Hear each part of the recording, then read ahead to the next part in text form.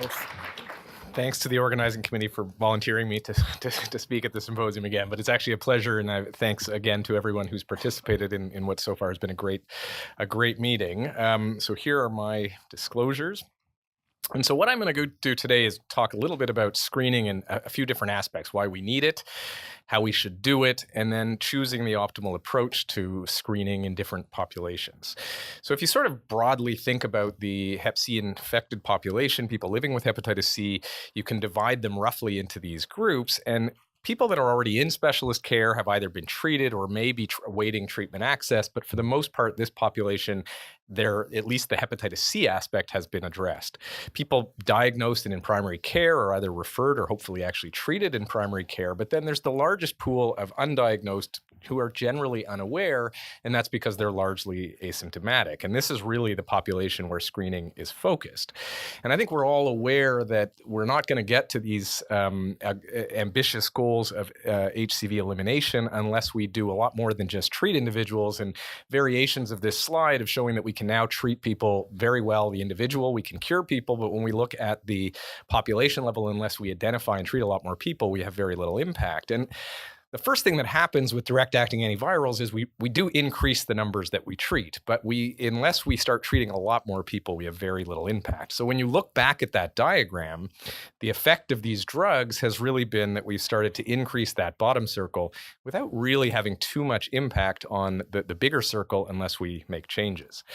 And so there are variations of this diagram showing the so-called cascade of care, where you start out with the infected population and you see people go through this. And the presumption was, these are data from the US during the interferon era, and the sort of presumption was, well, as soon as we get these great drugs, suddenly this whole cascade of care gets better. And unfortunately, we know that that is not the case. And in fact, if you look already, we're starting to see some data from, again, here the US. This is the Cherokee Nation Elimination Project. And I just want to show you that despite having very good drugs, there's still a lot of challenges here. So they had a reminder in their electronic patient record to screen people for hepatitis C. And you can see despite that, only about 18% were screened. Of those, a fair number were found to be positive, 4.2%. But then you see that of those who are screened positive, only 68% then go on to have RNA tested. Of those who are RNA positive, a smaller proportion then start treatment. And really what we see is that direct-acting antivirals only help at this very right side of the cascade, so that they show us that our cure rates among those who start treatment are very high, but they really have actually very limited impact on the total cascade of care. And it's really actually the left side of this cascade that's much more critical. So even small enhancements in our diagnosis rate actually have a lot more impact than incremental benefits in the SVR rate, whether it's 92% or 96%. That's actually a very marginal effect on the overall cascade. And so when we think about that cascade, there are really a lot of challenges, from diagnosis to linking people to care to getting access to treatment, and then, of course, preventing both new and reinfections if you're going to actually affect the epidemiology of this. And the reality is that screening is actually important to all of these aspects. So you really need to think about it as a critical component of almost any control strategy for hepatitis C. So there are a few ways that you can go about screening, and if you broadly divide them into a risk-based approach or a population-based approach, and there are pros and cons to both of these strategies. So with risk-based, you identify and test only those with some type of risk factor, and the nice thing about this is it's higher yield, so you're going to find more positives, and because of that, it tends to be cheaper. You're not screening as many people, and you have more positive tests when you do screen. The challenge here is to do this, you need to have contact with the health system, so people need to engage with healthcare. They need to know, acknowledge, and be willing to discuss their risk factors. The test then may become stigmatized because it gets associated with those risk factors. And of course, then you miss anyone who doesn't either identify themselves as having risk factors or may not know that they have risk factors. On the flip side, you can do population-based screening, which is you test a segment of the population, not usually the whole population. So for example, in the US, baby boomers, maybe you decide to test newcomers to Canada. The pros of this: you can cover everyone. So you pick up almost everyone in that population. It's pretty easy to implement because often these populations are, in quotes, easier to identify than those with risk factors. But you need to choose a specific population. This tends to be low yield. Most of the people you test are going to be negative, so you get diagnostic burnout, and actually it's quite expensive. And this can then be stigmatizing to the population rather than to the test, because then this population gets associated with having the disease. And that obviously has some negative impacts potentially. Now, of course, these approaches are not mutually exclusive. And then there's another approach, which is sort of opportunistic testing. And this is a true story, but a young woman who walked into the clinic where I was working when I was a resident, and I commented on this very interesting tattoo she had on her arm. And she said to me, she started telling me, well, the reason I have this tattoo is I have a pet snake. And she started telling me about her pet snake. And I was asking her some questions, and it was quite interesting. And then I said, and so why are you here? And she said, well, my snake hasn't been eating so well. He's kind of lethargic, and he hasn't been shedding in his normal way. And I said, okay, that's very interesting. I'm a hepatologist, and how can I help you today? And she looked at me quizzically, and she said, well, I'm here because my snake's not eating well, and he's a little lethargic. And she looked at me a little bit strangely and said, really? You're not a herpetologist? This is a true story. So because of this, I recognized that some of these tattoos she had done were not so professionally done, and I actually offered her a hepatitis C test. She was tested, screened positive, and actually went on to be treated and cured back in the old interferon days. But the point about this is that you really should screen when you have the chance. And so when do you have the chance? Well, this doesn't happen very often, but you do have opportunities potentially in emergency rooms, when people are admitted to hospital, certainly when people are engaged in substance use treatment. And I think the point about that I wanted to highlight is that really one size doesn't fit all. There's lots of different screening approaches that you can use, and the optimal screening approach, both the method and the tools you use to implement it, vary very much by the specific situation. So if we think about screening approaches, the first question is the who. Who should we be screening? And so I think most of you are aware that the US implemented birth cohort or baby boomer screening a number of years ago, and data from Canada would suggest that it would be a cost-effective approach to screen and treat those in the same baby boomer population. And some people have said, well, since it's true in the US, shouldn't we just adopt this everywhere? Shouldn't we just all be doing baby boomer screening? Well, it actually does depend on your local epidemiology, and this is really important. So I just want to show you two countries. So what I've highlighted in brown is roughly the baby boomer population, and you can see in Canada, you can see that this ends up identifying the large proportion of individuals infected with hepatitis C based on at least modeling data. So somewhere between 75 and 80% of those living with hepatitis C in Canada fall into this birth cohort. Now, the flip side is if you look at Egypt and you just focused on the baby boomers, you see that actually the prevalence is extremely high in the older population beyond the baby boomers, and it's actually rising in the younger population as well. So the Egyptian strategy, if they were to focus only on baby boomers, they would miss a huge number of people infected with hepatitis C.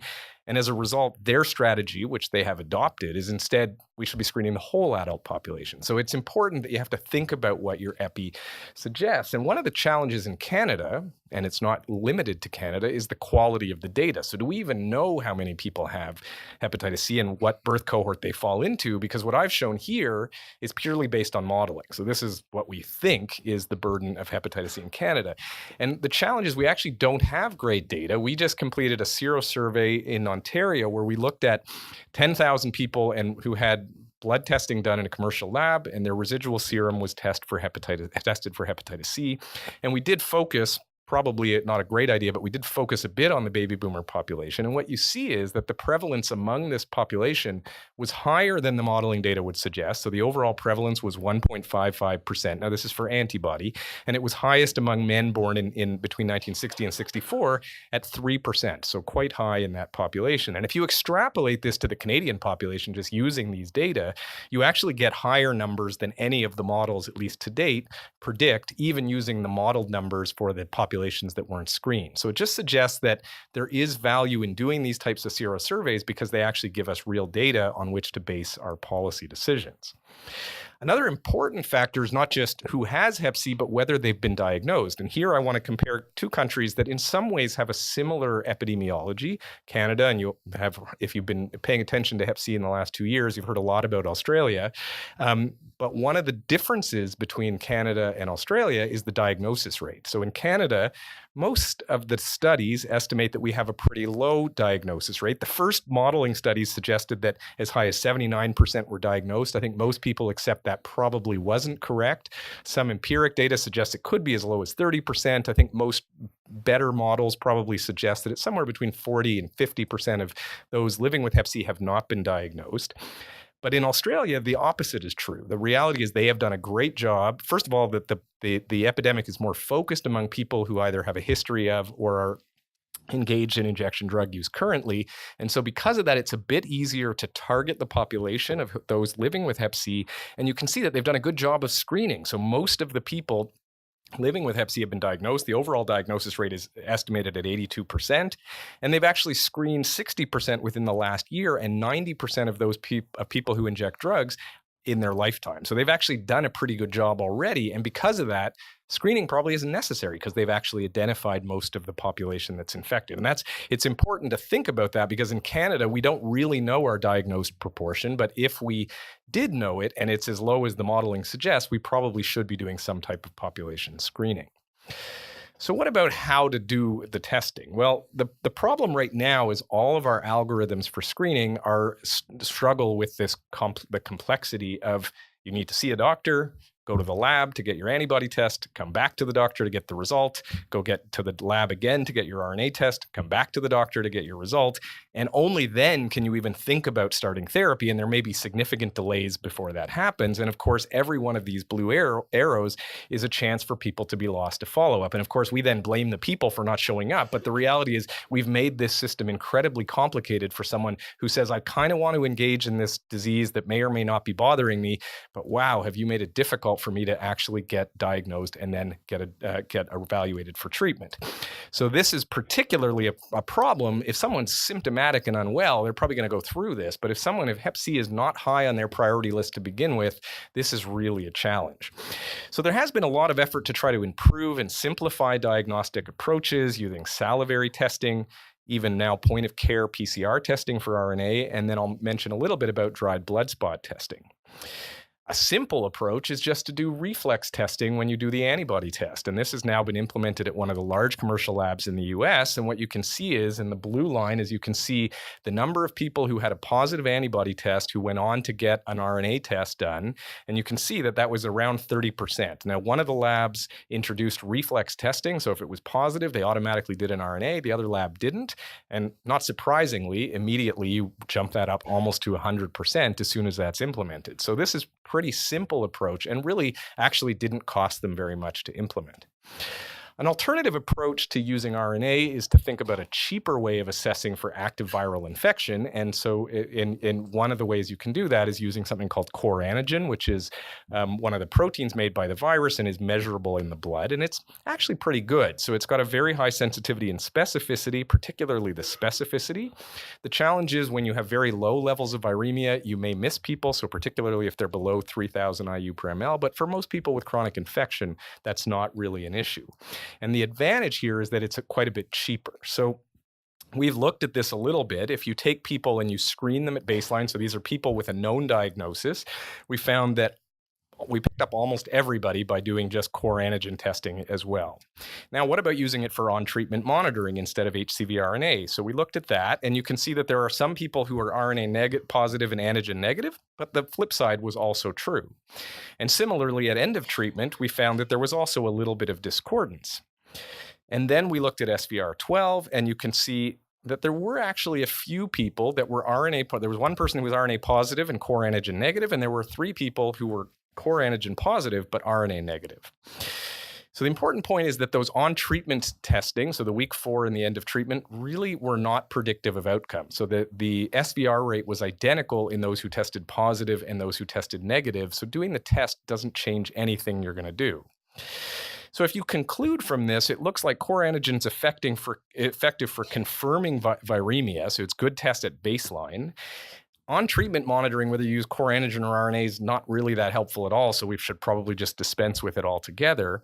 And the SVR, and if you're going to do it, core antigen is probably better because it's cheaper. So it's equally not that helpful, but at least it saves money. And some people like to know that they've suppressed virus during treatment, which has a benefit. For SVR12, at least for now, I would say RNA is probably preferred because we had 3 missed SVRs and 1 missed relapse, and that has potential consequences. But if RNA was only used for SVR and you got rid of week 4 and end of treatment testing, you actually eliminate 75% of the RNA tests, which in some countries is actually more expensive than the cost of therapy. So this is an important proof of concept. Another approach is dried blood spot testing. Some of you are aware of this. This requires just a finger prick, and then you blot your blood on the different spots on this card, this filter paper. The nice thing about this is you don't need a blood draw, which is particularly important if you're doing screening drives or for people with bad venous access, which is an issue for many people who've used drugs in the past. It actually allows peer testing, and we've done a demonstration project where this worked very well, where we trained non-medical staff to do the finger prick, and they were able to collect these samples with just equal, if not better, accuracy than trained medical staff. It's stored very easily. It's stable. It can actually be mailed to the lab, and you don't need a secondary confirmatory test because you just take the next spot. So the first spot is tested for antibody. If it's positive, you just take the next spot and then test it for RNA, and you can potentially test for other things as well. The downside is some people need multiple pricks. They don't get enough blood to fill the whole spot. You do get a lower HCV RNA titer, which I'll show you, and also this is not point of care. So you still have to mail this into a lab and then get the results back. So what you see is when you look at how does this compare to serum testing, and what you see is that the correlation shown in the graphs on the right is very good between serum and dried blood spot testing. But importantly, what you see at to the right is that the amount of virus detected, so if you're using this quantifiably, is lower. And it's about 1.5 to 2 logs lower. And that's important if you have, for example, a treatment regimen that requires thresholds for HCV RNA. You wouldn't want to use this test. But I mentioned this demonstration project, and I just want to give credit to the Sioux Lookout First Nations Health Authority, which works up in northwestern Ontario, who really led this project, and we helped them with a bit of support. But as I mentioned, this was all done with peer screeners doing dried blood spot testing, and doing this with some screening drives, we were able to test 1/3 of the population of one community in the Sioux Lookout zone in 3 days. And this was actually, I think the general feeling from the community was that this was a positive outcome. And then we were able to link them to care, and I'm not really going to talk about that, but to be able to get people access to the care and treatment that they then required. Now, what about core antigen off the dried blood spot? So could you combine these two modalities? And so we've just done a study looking at this. And what you see, the first thing that you see is that the serum levels, so if you can see this here, this is the serum level of core antigen, and you can see on the dried blood spot, and I'll show you what these different things are in a moment, are all lower. So you have the same issue with sensitivity, that it drops a little bit. But what we found is that if you use 2 spots for core antigen testing, you can see that our sensitivity was actually quite good. And we wanted to know if handling mattered. So does it matter if you don't handle this sort of optimally according to the textbook? So we did things where we left the sample unfrozen. We tried heating it up. We tried going from hot and cold to really look at what might happen as something was being transported from a remote community to a lab. And what we saw is that, first of all, when we used 2 spots, we got the sensitivity up to 90%, so much better than had been reported with a single spot. And secondly, these conditions had no effect on the outcome. So finally, the where.